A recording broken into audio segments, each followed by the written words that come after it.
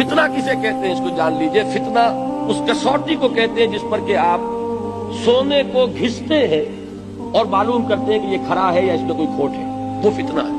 تو جب آزمائش میں کوئی پڑے گا تو پتا چلے گا نا کہ کھرا ہے یا کھوٹا ہے.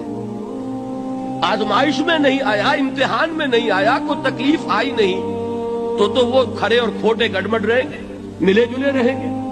دودھ کا دودھ اور پانی کا پانی جدا نہیں ہوگا.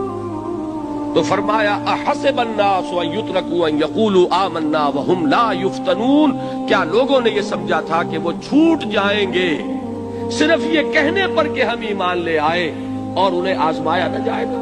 وَلَقَدْ فَتَنَّا الَّذِينَ مِن قَبْلِهِمْ. ہم نے تو آزمایا ہے ان سب کو جو ان سے پہلے آئے. تو یہ تو یوں سمجھیے کہ اس راستے کا ایک مستقل معاملہ ہے. جو آئے سوچ سمجھ کر آئے کہ یہ شہادت گاہ الفت میں قدم رکھنا ہے. لوگ آسان سمجھتے ہیں مسلمان ہونا,